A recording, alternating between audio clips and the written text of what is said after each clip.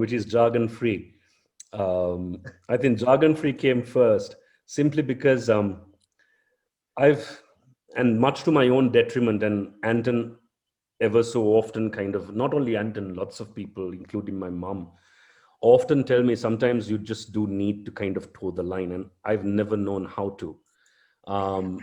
I don't mean this disrespectfully, and I think the good news is that everyone who generally knows me knows that I don't come from a place of disrespect. It's just that when we studied management, I went to uni to do history, right? My life's ambition was to find the lost city of Atlantis, because I did Western classics and Greek and Roman civilizations for my A levels. Truth be told, got into Greek and Roman civilizations because there was a young lady teacher who turned up in our college to teach the subject. That was her first appointment after university, after graduating. Her first teaching appointment was in our school, and ours was a proper Etonian-based British boarding school replicated in Sri Lanka, right? And in fact, the infrastructure of the school is mimicking Eton. So we have a quadrangle, and we have a chapel, we have the college hall, the mess hall, the whole 9 yards.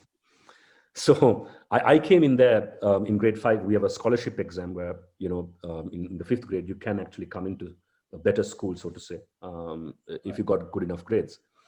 So there was an opening in St. Thomas's. I sat for the entrance exam and got through, and went into St. Thomas's, right, after that. And so I was introduced to this subject called Greek and Roman civilizations, and ever since then, I've always wanted to find the lost city of Atlantis.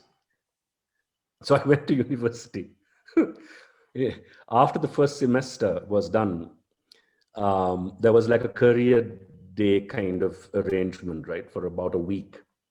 And everybody came and spoke about all sorts of jobs and such, and nothing interested me because I wasn't necessarily into that, right? Right. And in one of the forums, they actually asked me, and we had the ability to kind of have chats with career counselors and such. And when I went to meet one of them, they asked me, so what do you plan to do after you finish university? And I kind of blurted out, I guess I'll have to find a job. But my ambition is to find the lost city of Atlantis. So, and she tried really hard to keep a straight face, right? To say, are you serious about this? I said, I am very serious. Okay, so but let's park that for a moment. The job, what kind of a job are you looking at? And I said, I have no idea. He said, well, you better think about it, because if you're going to do history and major in archaeology, you're going to struggle to find a job. And I was very clear that I wanted to come back to Sri Lanka. I'm an only child, so, and I always wanted to kind of make sure that I'm around when my parents get old. And it was very clear that they were not going to move out of Sri Lanka either. So that got me thinking. And then I went back to the career counselor and asked her, okay, in which case, if I wanted to find a job, what would you have me do? I said, well, best thing to do is to do something like management. So I switched to management after that. And then once I came back and started working, one of the biggest problems I had was to get to translate whatever I have learned into being meaningful at wherever I am. And it's not to say that theories don't apply. Of course, theories do, and they were very useful. But when you try and explain this to somebody who isn't from a management background, and we had a lot of people who didn't come from management backgrounds at work, it was very difficult, because if you put a slide up and talked about theories of motivation or whatever it might be, it just didn't work.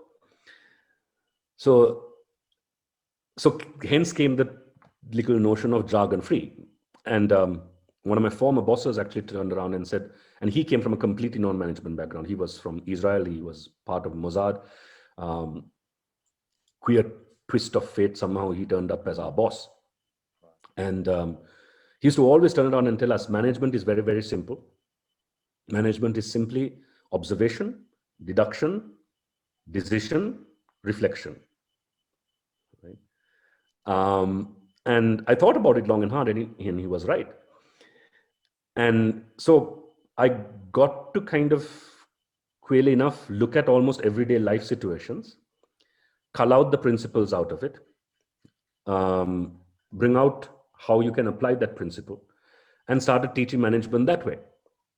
And it stuck. And the cut the crap and no nonsense was actually born out of the idea that so we were called in once to kind of run assignment, and we had to tabulate certain simple instructions, right? And we didn't have a title for it, and we called it no nonsense advice, right? That's what it is. It's just no frills, no flares, no nothing. Just 1, 2, 3, 4, 5. If you want to do this, here's how you go about it. That stuck as well. Cut the crap was simply because most of our training programs, people actually ask questions and they want cookie cutter answers or politically correct answers without actually reflecting on what reality was. And 9 times out of 10, if you didn't dissect that, you actually did more harm than good in doing training programs. So we called it cut the crap, simply because there is a certain set. I'll give you an example of this. Take the simplest of things, like we just finished this session with on a webinar series, right?